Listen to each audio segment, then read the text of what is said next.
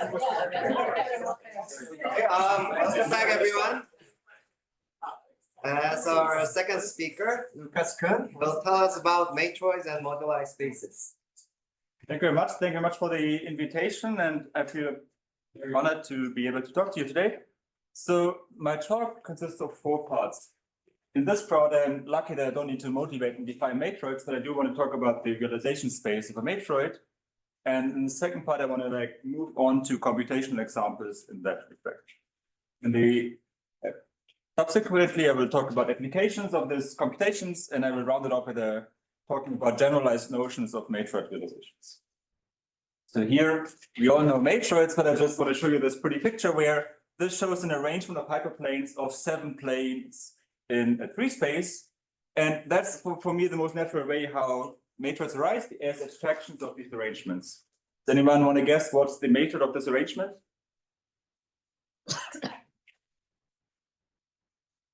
Looks like a 4 braid arrangement, except that there's something funny happening in the middle. Well, it's 7 planes, so it's a 7-element matroid. All subsets arrangement?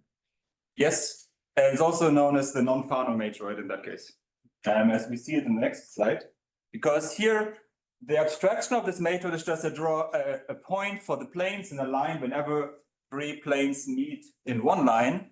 And so, for instance, the yellow, red, and purple plane, they meet in this line here. And so then we get this point line incidence on the right, which we all recognize as the non-Fano matroid. Just to be on the same page, let's recall the definition of a realizable matroid is a matroid where I find a matrix of the field with R many rows, R is the rank of the matroid, and the columns are labeled by the ground set E, such that the maximum minors of this matroid are exactly the basis of the matroid. So this means whenever I take a subset of my ground set of size the rank of the matroid, it's invertible if and only if the subset is the basis of the matroid. And in that case, I call the matroid realizable, or sometimes called linear. And here's an example. We have the complete graph on 4 vertices. The graphic matroid is a matroid on 6 elements. The grounded are the edges, and the bases are the maximal collection of edges which do not contain a cycle. And then I claim that on the right, we see a realization matrix of the matroid working over every field. So in instance, we just want to make sure that when I have a cycle 1, 2, 4, that the column 1, 2, and 4 is a minor of rank 2. And that's indeed the case. We have the 1, 0, 0, 0, 1, 0, and 1, minus 1, 0. So rank 2, 9. So you can now ask the question whether I can find for every matroid, whether I can find such a matrix. And the answer is no, as you all know. There's for instance, the non-Pappos matroid, which is a matroid on these 9 points. The lines correspond to the non-bases of rank 3 matroid. And the realization of the matroid would contradict the Pappos theorem. So that's a first example of a matroid where I cannot find such a matrix. But now, beyond the question of whether there is such a matrix, I want to pose the question, what is the space of all the matrices, of all the realizations corresponding to that matroid? And that's what we call the realization space of the matroid. So to give a definition, let me start with a familiar object, the Grassmannian. So let's say the Grassmannian D and F characterizes d-dimensional subspaces of the vector space F to the n. F is some field. And so far, this is just some set, but we can give it much more structure by looking at the Plücker embedding, which is whenever I have a subspace, I look at all take a matrix such that the subspace is the row space of the matrix, and then I can look at all minors of the matrix, and that's what's called the Plücker coordinates, and I record that in this vector. And this gives, in fact, an embedding of the Grassmannian into the projective space P n choose D minus 1, and this gives the structure of a projective right. So now that space, we can actually, now if I have a matroid, we can look at a certain partition or stratification of the Grassmannian by saying, well, I take a matroid on ground set N, it has some bases, and then I will say that the matroid stratum of M is exactly the subset of the Grassmannian where the Plücker coordinates vanish if and only if the subset I'm looking at is a basis of my matroid. So this means that the entire space of the Grassmannian is partitioned into these matroid strata. That's a disjoint union where the union runs over all realizable rank D matrix of size n over that field. And the largest cell in that definition is, of course, the open set of the Grassmannian where all political coordinates are non-zero, and that's the matrix stratum of the uniform matrix. On the matrix stratum, we have a action of a torus, because if we have such a subspace or matrix representing the subspace, we can scale the columns with a non-zero scalar. Then we'll get to a different point at the Grassmannian, but the structure of the independence and dependence amongst these columns remains the same. So this means we remain the same matrix stratum, and so there's an action of the torus on that matrix stratum, on that matrix stratum. And so if we quotient, we can look at the quotient of that stratum by the torus, and that's what I want to call the realization space of the matroid, which still depends on that field. So that's a nice space. It can be given the structure of an affine scheme. This thing can be computed for reasonable matroids, but it's known that it's arbitrarily bad in general. So that's the content of Neff's universality result, or Vakil's Murphy's law in algebraic geometry, meaning that in principle, every singularity you can think of can appear inside the realization space of some even rank 3 matrix. Even though that general statement was known, it took until last year that people actually, or they just looked for the smallest matrix where this happens, and then Curry and Dantaluba, they found the smallest matroid where there's a singularity on that space, and it's a rank 3 matrix on 12 elements, and the realization space looks roughly like that. So there's a conic and 2 lines, and where these components intersect, it's part of the realization space, and there's a singularity where at the intersection points of these components. And we're going to look at that example again in more detail. That concludes the first part, and let me move on to the computational part. Yes. What's the smallest example where the realization spaces disconnect? I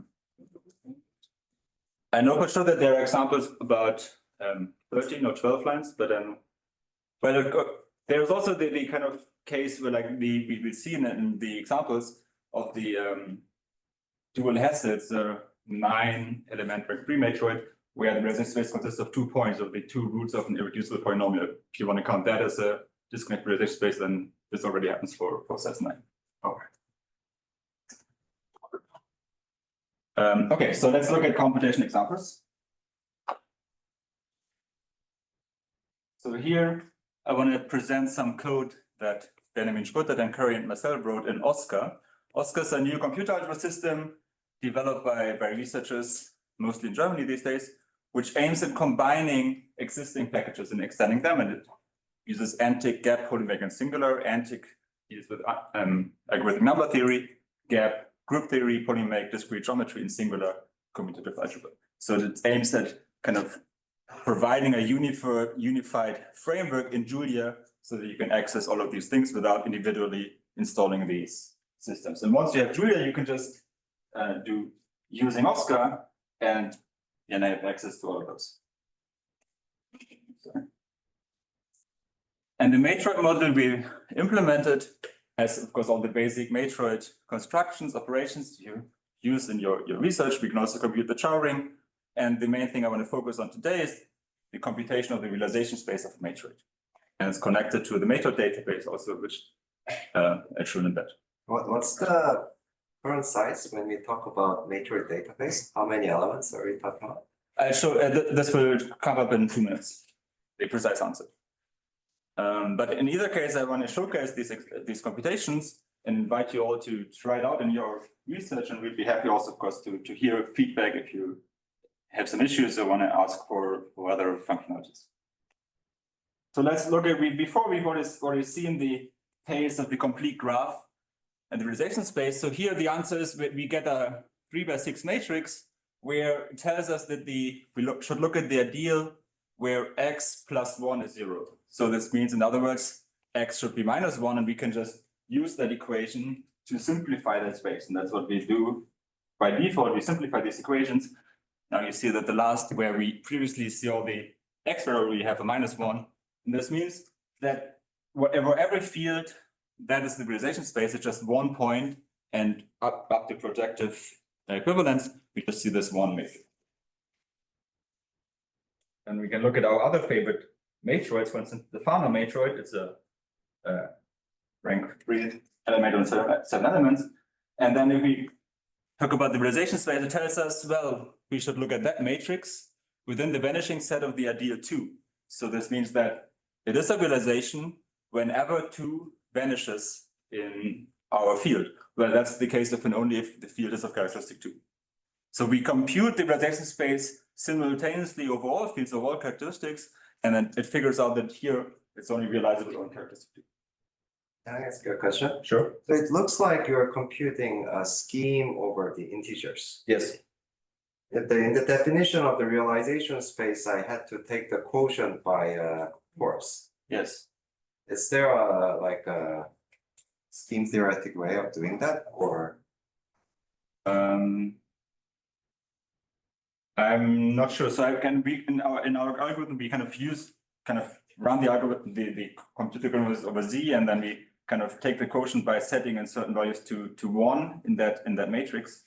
But I haven't thought about this in a scheme theoretic sense. So maybe you're choosing a basis Yes. on your matroid. Yes. As a preferred basis. Yes. And to go around this quotient. Yes. I think you can simply use the cross ratios to map this realization space into big torus. Then you get a scheme structure. Well, there is a scheme structure of the integers already. That's fine. Maybe we can discuss that. Yes, after. yeah. So you can also ask directly if this is realizable over in characteristic 2 or in characteristic 5, and then the answers are true and false, of course. There's the dual matroid non-final. That's the matroid we saw on the first slide. And here we see a similar answer. We see essentially the same matrix, but it says that we need to avoid the 0 loci of some polynomials, namely 2 here, which means that 2 should not be 0, i.e. that it's realizable over all fields of characteristic apart from characteristic 2. You can again ask this then question, well, is it realizable in characteristic 2, false, or 5? Then the answer is yes. Now we can also ask about the non-Pappus matroid. That's the matroid we've seen before, which is non-realizable, and then the answer is just it's not realizable. But then the maybe more interesting matroid in terms of realization spaces is the Pappus matroid, where we add that line in the middle. And here I get a kind of higher dimensional space. Here I see that I have 2 variables. So I'm in affine space 2 space, where I need to avoid that set of polynomials. So these are curves in A2. And whenever I pick a point outside these curves, I can plug in the value and I get a realization of this thing. So this realization space is A2 minus these fundamental curves. Yes? Can you check in general whether a matroid is realizable or not in here, and how does this work? Or is this only, if the matroid is not realizable, is this only implemented for certain non-realizable matroids? Well, we check that over, if you just type in here, is realizable, then it will tell you yes. And you can also ask about the characteristic, like characteristic 7 or so, then it will also be yes. Or you can ask about the finite field F7. No, I was wondering, like, technically how this is realizable check works. Well, it checks whether there's a point on that variety, and that's done with a Grubner basis computation. I see that. If you can't compute the Grubner basis. Yes, well, the matrix is big, then I can't compute it, of course, but I mean, that's what we do for reasonable size matrix, so it's a question. You can also ask for 1 realization, and then previously we saw that the realization space is A2 minus bunch of curves, and we can also ask, give me 1 concrete point on this space, and then it tells us for instance, over the Russian numbers, then we get this is a realization. How is that implemented? Well, this is implemented in saying like you want to avoid these things, and then we try out. So it's a heuristic. It's a heuristic, yeah. This is yeah. Otherwise it's those people. But like to get 1 concrete thing, but I mean, we can also ask like, does the characteristic work over F2? And then it says it's not realizable over F2. But if we go to F4, then we find that there's a realization over the field F2, F4, where we take that feature extension. And here's the matrix I was talking about before to answer your question. That's the dual Hesse arrangement or affine geometry 2-3. It's a matroid on 9 elements in rank 3. And here we see for the first time an interesting equation. We see that we have to take the equation x squared minus x plus 1. And whenever we have a root of that equation, then we'll get a realization in that sense. So it's a 2-point realization space. And now we get to your question about the database. So there was a database created by Matsumono, Moriyama, and Brenner, 2012. And so that's the size of this database and still more or less the state of the art today. So it contains all matrices of rank 3 up to 12 elements. These are about 32 million, but also all rank 4 matrices on up to 10 elements. These are already 4 billion. We're not going to make sure computation of the billions of matrices, but just as a proof of concept, we can ask about all matrices of size 9, rank 3, for instance. Then I get, now it kind of takes it from the database. There are, and which are simple, there were 383 matrices of this kind. And for instance, say you want to just work with all realizable ones or all realizables over the complex numbers, then we can just filter through that list and throw out, for instance, the extensions of the Fano matroid or the non-purpose matroid. And then we are left with a slightly smaller number. And Is the fact that this is finishing by that time just saying that you don't get complicated realization spaces on 9 elements, or? yes, I mean, for these matrices in that size range, there are no crazy realization spaces yet. So there we lost 13 matroids, which are non-realizable over the complex numbers, but 307 we lost them. And lastly, there's the matroid we talked about before, found by Carey Luber with a singular realization space. It's a matroid on 12 elements, rank 3. And the realization space looks as follows over the complex numbers. So ignore the kind of exceptional things, but the main point is one hypersurface given by that equation. And that equation we can analyze further by looking at the minimal primes of that ideal. And then we see again here, we see these 2 components, one of them decomposed into 2 lines and one is a conic. And where these, and they check that at the intersection points of these components are not part of the exceptional locus, so it's part of the realization space, so there's a singularity in that realization space. Okay, so that concludes the computational part. Now I want to talk about application to that, unless there are further questions. Yes. Can you say something about what this matroid is, or is it just not Well, they just described in some way? It's not a prominent matroid by any means. They were looking at the database, and they were lucky that the database went until 312 because they proved that for up to 311 everything is smooth, and then they just started looking for this database and then found it. But combinatorially, I don't see anything particular about this matroid except that the realization space is the way.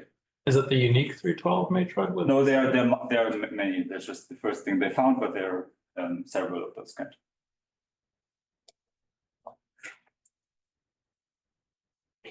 Okay.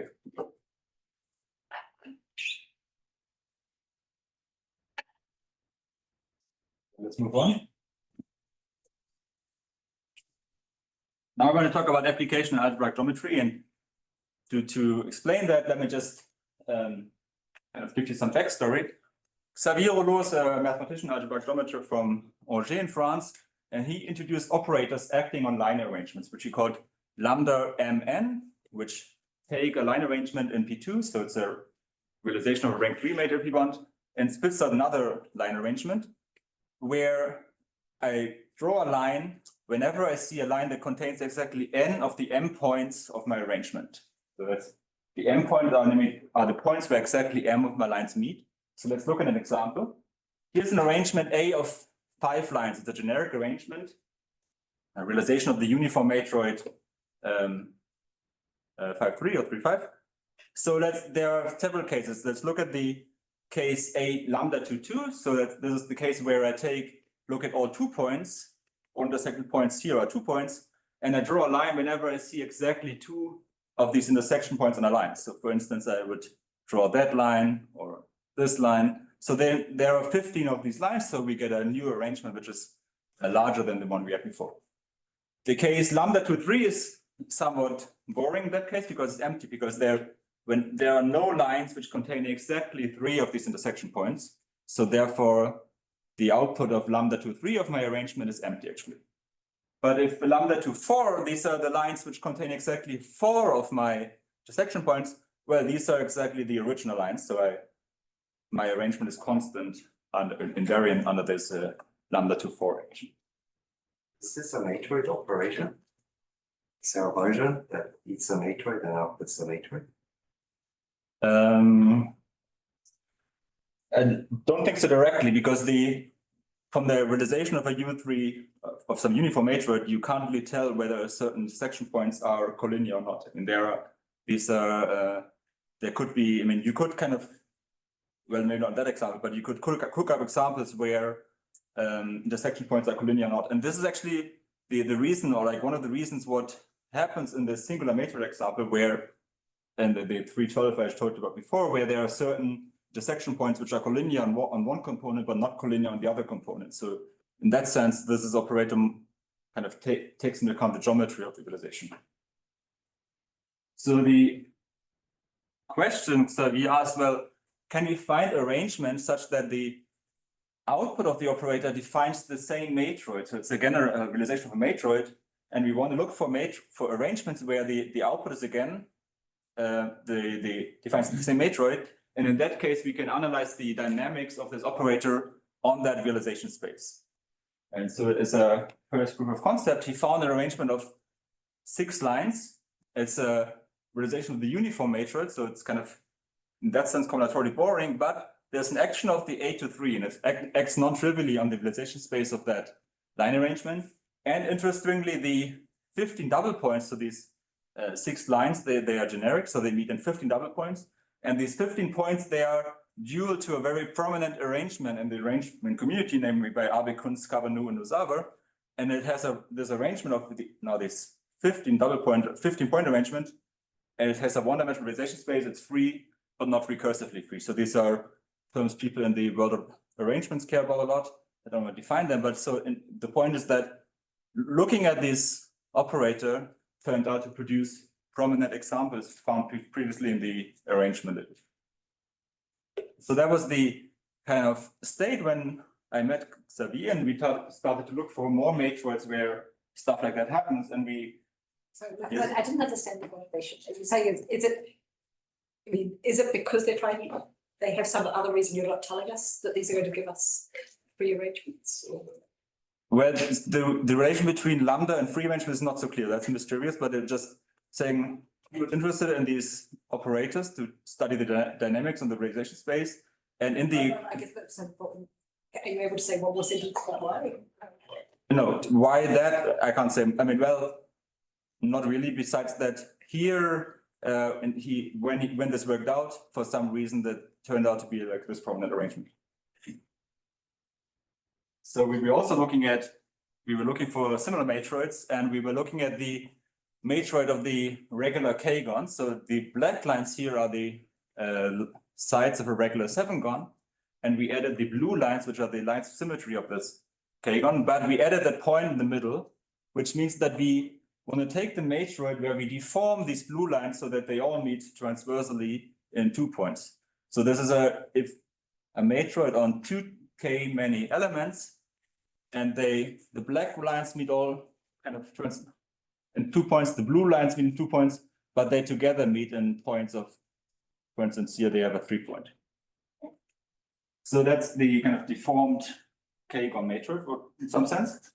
And we looked at the realization space and proved that the realization space is 2-dimensional, it's singular, and some of the lambda operator I talked about before act. I don't want to give you the index because it depends on the parity, but there's some action of this lambda here. And for instance, for k equals 7, we get this kind of nice quartic equation. And Xavier, being an algebraic geometry, he recognized that this equation has nice properties. And there's a relation to the algebraic geometry, namely the elliptic modular surface. So that's a modular space of triples EPT, where E is some elliptic curve, P is a point on the curve, and T is a generator of K torsion on E. And so it's the compactification of this modular space. And we found that there's actually a commutative diagram where you have that surface. You can take the multiplication by -2 on these points, and you can we have that realization space of the matroid, this K1 matroid, and we have that operator lambda acting on this thing. And this fits into a commutative diagram where I just have to tell you what are the vertical maps. And the vertical map is given as follows. We take such a triple, and then we take two sets of points associated to this triple. Well, we take the point, we take the kind of multiples of these torsion points, that's one set of points. And then we do the same based on the point minus P. These are then 2K, sorry, there should be K here. And these are two sets of K many points. And the claim is that generically that's a realization of the matroid MK. So those are black lines and blue lines? Yes, exactly. So these are the black lines, these are the blue lines, and to move from here to here, I can apply a lambda operator. And so these are the vertical maps in that diagram. And a corollary to that statement is that these spaces are actually birational from K at least. In that sense, this matroid gives a combinatorial model on how to compute at least a birational singular model of that elliptic modular surface. Why is the corollary of the theorem? Well, because that map here is not directly the birational map, because it's a 9-to-1 map, I think, and so the kind of have to take the quotient and then it's birational.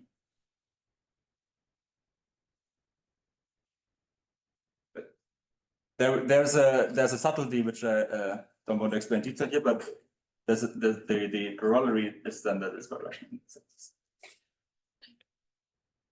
And then the kind of related story, which I also want to mention, is that there's a elliptic modular curve, psi1k, which is the modular space of pairs where I take an elliptic curve and I generate a k-torsion. So forget about the point. And there's a nice map from like psi1k to x1k. So that's an elliptic fibration where I just forget about that point. Here I have EPT, here I have ET. So if I just forget about that point, and then the fibers of the points here are then just the elliptic curves, and that's why it's called an elliptic fibration.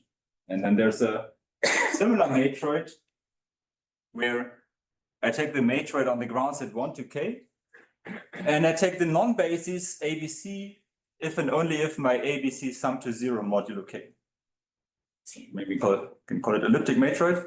So I have one for every k of that type, and then there's a theorem by Brosov-Rouleau a bit later who showed that the realization space of this EK is actually birational to that elliptic modular curve for k at least 10.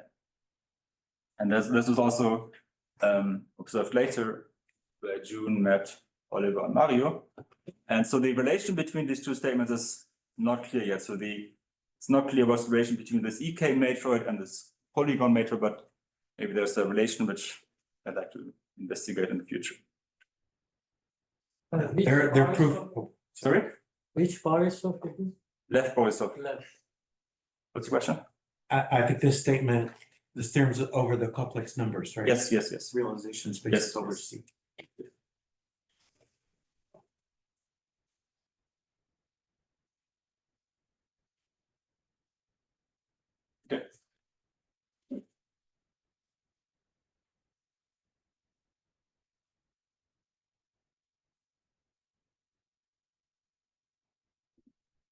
Okay, so let's move on to the last part where I'd like to talk about generalized matrix realizations. So the first case, in the beginning, we talked about take a matrix which enters in a field where the maximum minus are exactly the basis. So now let's change that by not taking a matrix, but taking a block matrix. So I want to say that I have a field, I take some order C, and now I want to look at our R times E block matrix with C times C blocks, such that the rank of my block minus, so I take every subset now takes a union of these kind of block columns. I want that the rank of this thing is always a multiple of C. C is this order, and the maximum ones are again correspond to the basis of the minor. And when that happens, I want to call the matroid multilinear or represented by a C arrangement. So this term was coined by Mark Goreski and Bob McPherson from the Institute. So why C arrangement? Because you can think of, previously when we had a matrix, we could think of these columns as the normal vectors to our hyperplanes. And here, well, now I have C many vectors, so I could think of them as cutting out the codimension C subspace in my vector space F to the C times R. And so that's an arrangement of codimension C subspaces where that condition tells me that their intersection is always of a codimensional multiple of C. And that condition ensures that if I kind of divide by C, then I still get the rank function of a matroid. And the point is that now, well, by kind of allowing me this more general setup of taking higher codimension subspaces, I can realize more matroids. So here, Can I just Come back to, yeah, good. yeah. Yep. Do you have a question? Yes. Was right, so what, I think I got confused by C by C block, so, yeah, what, sorry, matrix with C by C blocks means. We'll see an example in the next slide, but it means that I take a matrix and every entry is a small C by C matrix. Okay, so when you talk about rank, you mean as a CR times CE? Yes, exactly. So in total, well, if you forget about this block, then this is a CR times CE matrix. It's a much bigger matrix. And then this rank is in that larger space. When you talk about S and E, I think it's taking all. Well, yeah. columns labeled. Yeah. So kind of the blocks are then labeled by my elements in the ground set. And when I talk about AS, I always think about taking the entire block of that column, yes. Can I just, do I need both conditions 1 and 2? Sorry, second, please. Is it not enough to assume just the condition 2, for example? Do I also need 1? Or conversely? Yeah. Your blocks could, if they're not invertible, could have like less than not 0, violate 1. So I need both 1 and 2. Yeah. Unlike in case C equals 1. Yes, yeah, exactly. So the case C equals 1 is the usual case. But here the problem is, so say C is 2, then the problem is that you could have some, in the middle, you could have some blocks which have rank 3, which you don't want. And then I think that these are independent conditions which are both necessary. And you really mean N, not C? In 1. Sorry? You mean N, also rank, sorry, didn't I say? Does that mean the blocks are, if they're not invertible, they're actually 0?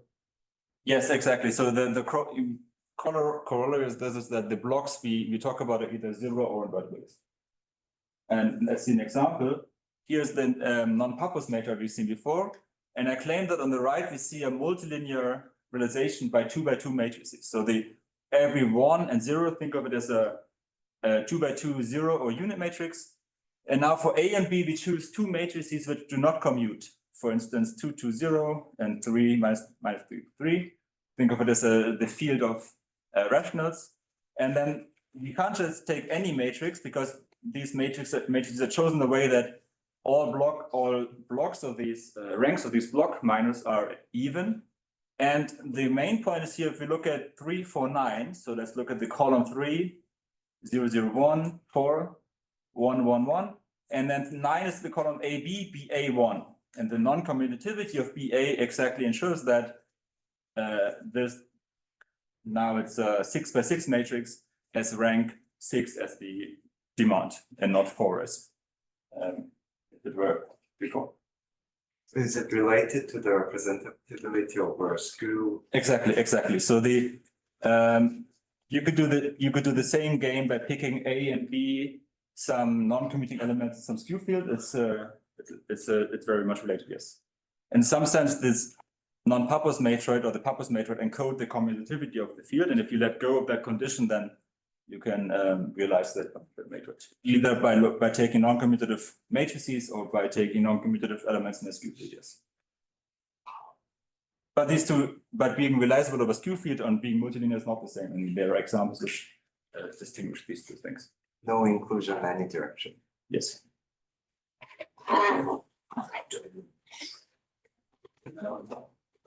Okay, so that's one of the notions I want to talk about.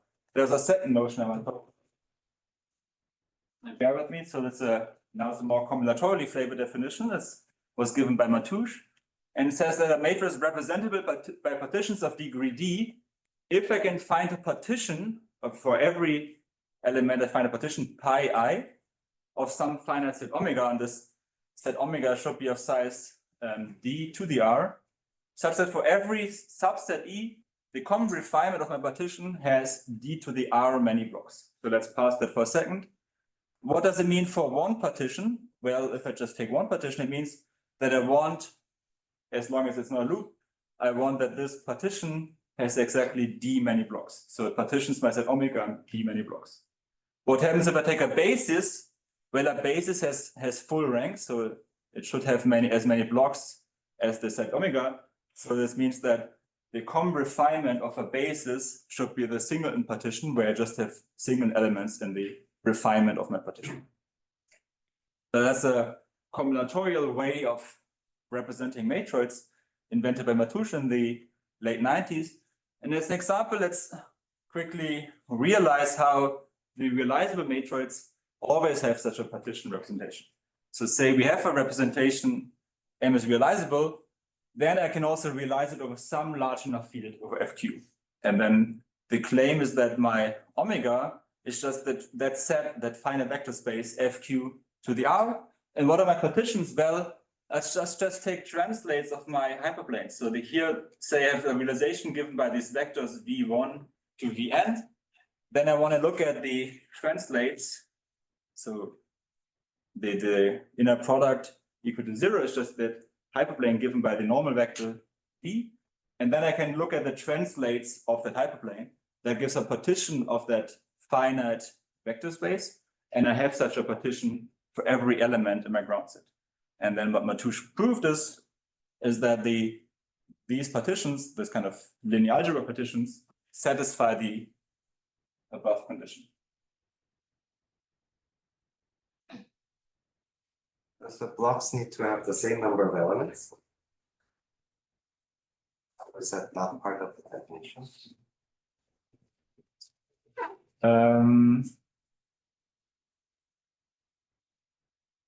It's not part of the definition, but I'm not sure, not 100% sure if that follows from the definition somehow. Okay.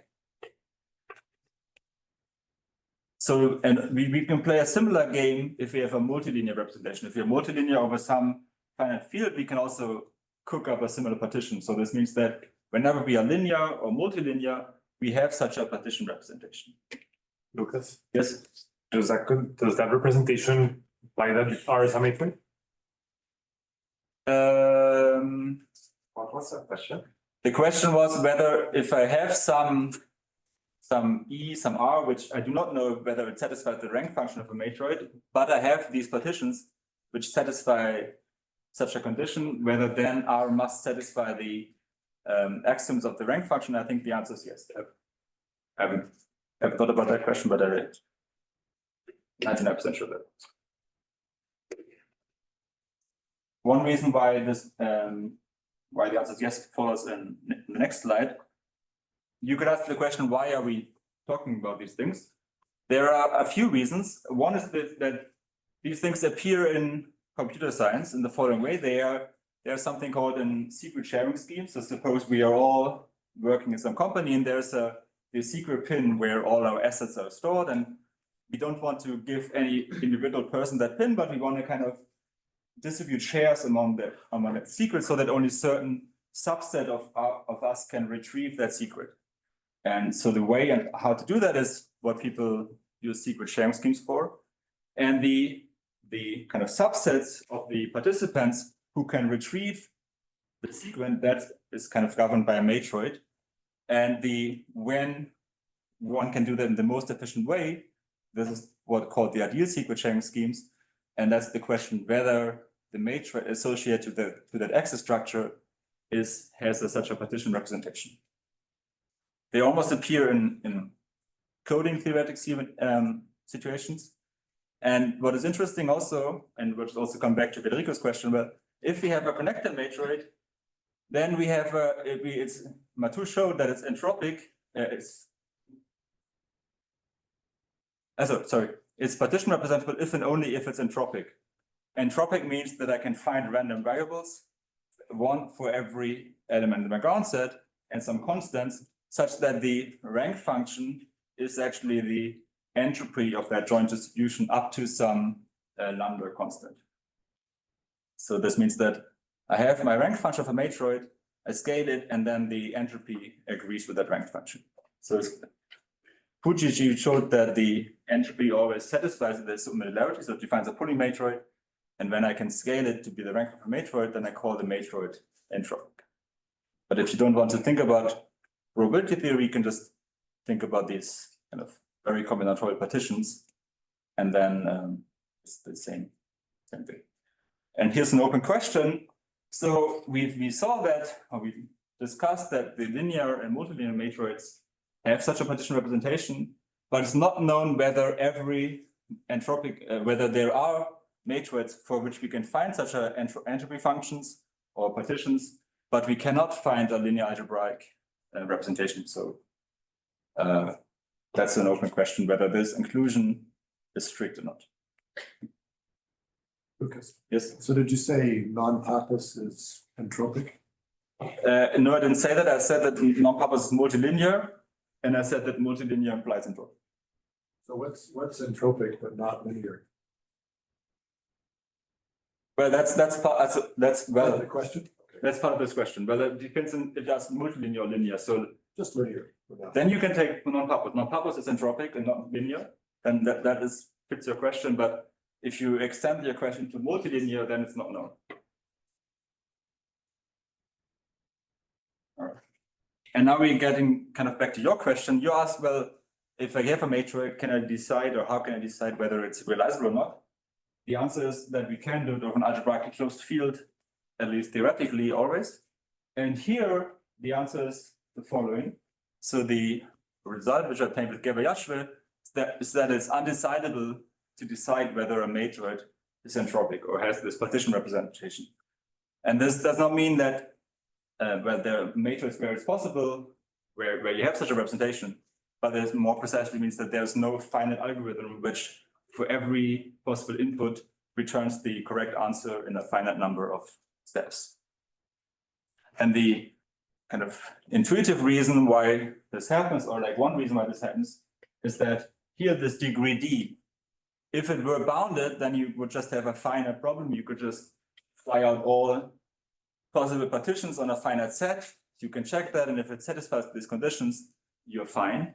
But the thing is that this degree D is not bounded. So this degree D can be arbitrarily big, and so that therefore you can, or this is one reason why there's no trivial naive algorithm to check that whether a matrix is representative repetitions. So the way we prove it is we use a reduction to the uniform word problem for finite groups. So this is the question. It's the instance is a finite presentation, SR. So these are a bunch of generators and relations, finite sets, and some words in the generators. And the question is there a group homomorphism of that finitely presented group to a finite group where this word W is mapped, does not map to the identity in this. So does every morphism to a finite group map W to the identity? That problem is known to be undecidable by work of Slobodskoy from the 80s, and that's what we use. The connection of these group presentations in matrix is the following. There's the classical construction of a Dowling geometry, which takes a finite group and cooks up a matroid, and we generalize that construction to the final presented case. So we say that we take a finite group presentation. We assume that every relation has length 3. If there are longer ones, we just break up these relations into shorter ones. And then what we do is the following. We look at the following matroid where we take such a triangle. We just have three elements for the vertices of the triangle. And then we have an element on each side of the triangle for every element in the generators. And the relations are encoded by the circuits inside the triangle. Namely, I say that Si, Sj prime, Sk double prime is a circuit. So we have a line here, if and only if these three generators are part of the relations of my group. So if it were a finite group, this is very closely related. So the Dowling geometry has a circuit here if and only if the product is the identity. Here we just extend that to the relation. And then we add the W in question here and prove that, well, with some, essentially prove that Dowling geometry is entropic if and only if the answer to this uniform Ward problem is yes. So, and as this uniform Ward problem is undecidable, then the answer to this entropic Matroid resolution is also undecidable. So the Dowling geometry depends on the presentation, not just the group. Finite group. Generalized Dowling geometry. But if you have a finite group, then this just depends on the finite group. And now I take a finite group presentation, and then this thing depends on the concrete presentation. So this is not exactly the usual Dowling geometries. No. Because I mean, here for usual Dowling geometries, you'd have an element in every side for all elements in your group, which are just finitely many. And here we just have elements for the generators of my group. I see. We just want to encode these relations in the group, and that is closely related to the von Stauff relation. So essentially, this is kind of saying that we encode the multiplicative von Stauff relations in that diagram.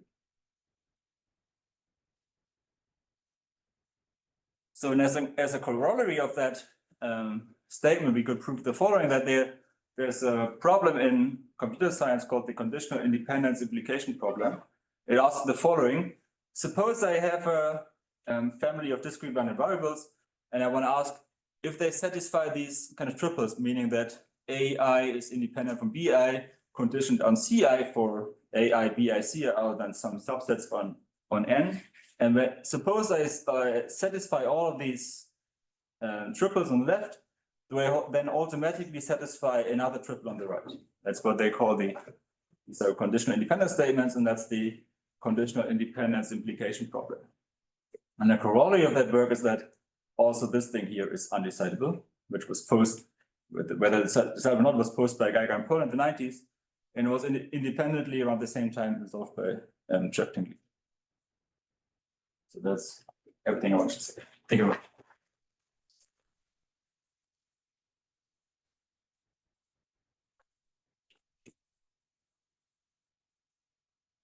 Questions for us? Is there a multilinear realization space similar to the linear case? It depends a bit. If we fix the C, yes. So if I say, well, I kind of look at the multilinear realization space of two arrangements, so if I kind of two matrices, that we can do kind of do the same what it did before. It's just a bit more complicated because the matrices are bigger. If you kind of talk about all C's, then I'm not so sure, because you could in principle have infinitely many spaces, and it's not so clear how and when it stabilizes.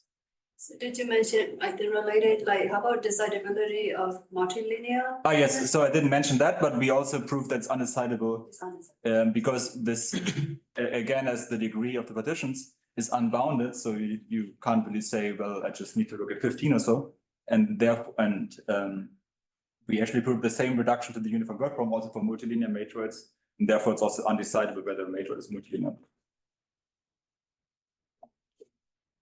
Is there any relation between these multilinear partition matrices and algebraic matrices? It's a good question. There are examples. I think there's also two classes which are not comparable. I think there are examples for both inclusions, and I think so there's a matroid which contains both the Fano and the non-Fano as a main node, which is algebraic. It's in Oxley's book, I think, and I think that it's known that this matroid is not entropic. And then some recent, like last 5 years or so, someone constructed a matroid also based on these Dowling geometries and some actual things where which is entropic but not algebraic.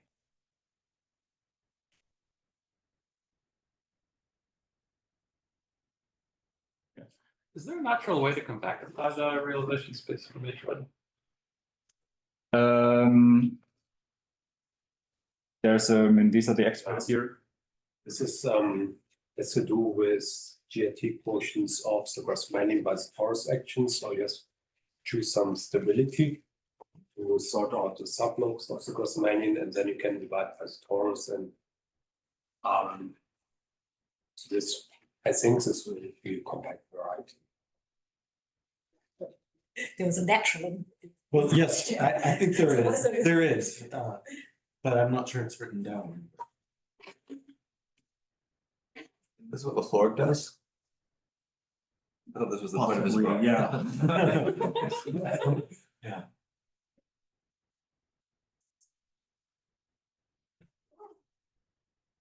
You have a realization of the multilinear matroid. It's like a CR by a CE matroid. Can you say anything about a matrix? Can you say anything about the matroid linearly realized by that bigger matrix?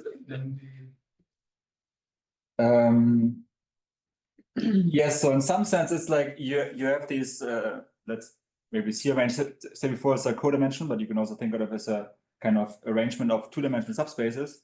And then the linear matroid you're talking about is kind of picking a basis in every C-dimensional subspace and looking at that linear matroid.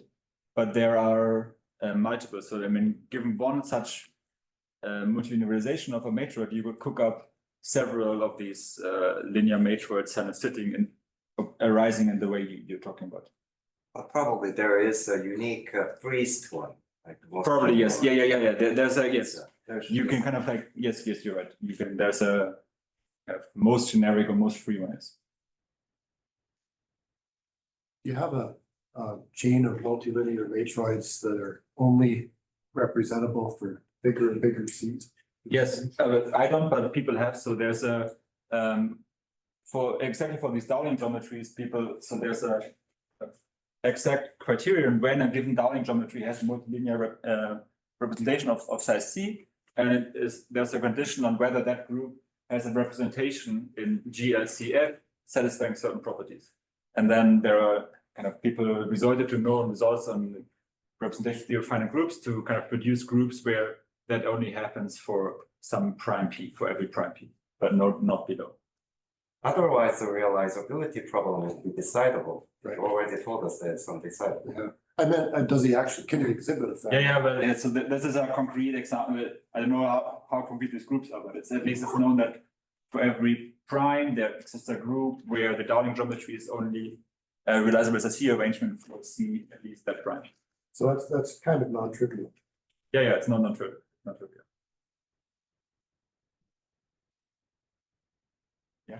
Oh, I have just a question. So somewhere like way earlier in your talk, is it something about like some kind of dynamical question about the repeating a lambda operator? Is there any like way to like thinking about stuff, or is it just like in a different direction?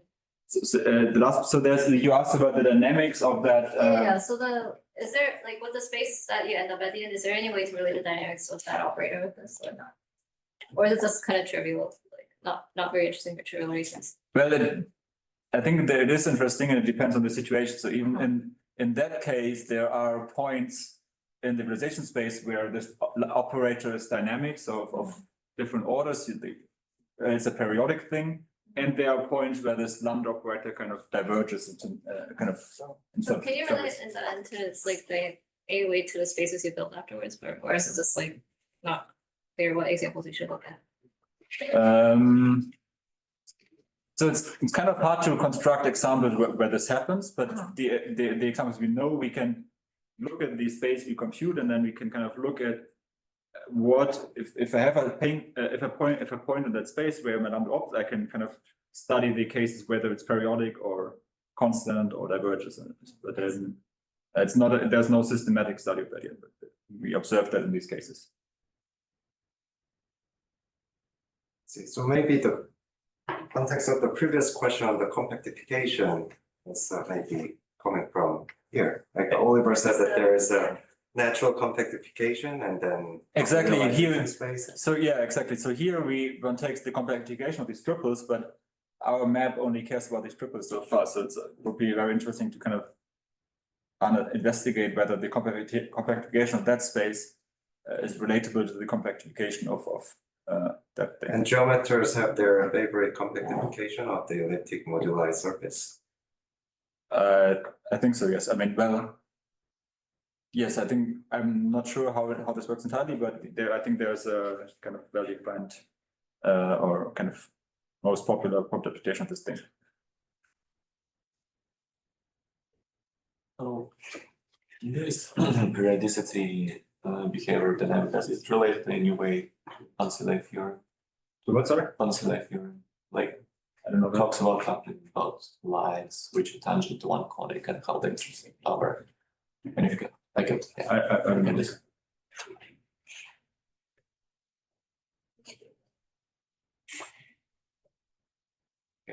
There are no more questions. Let's thank the speaker.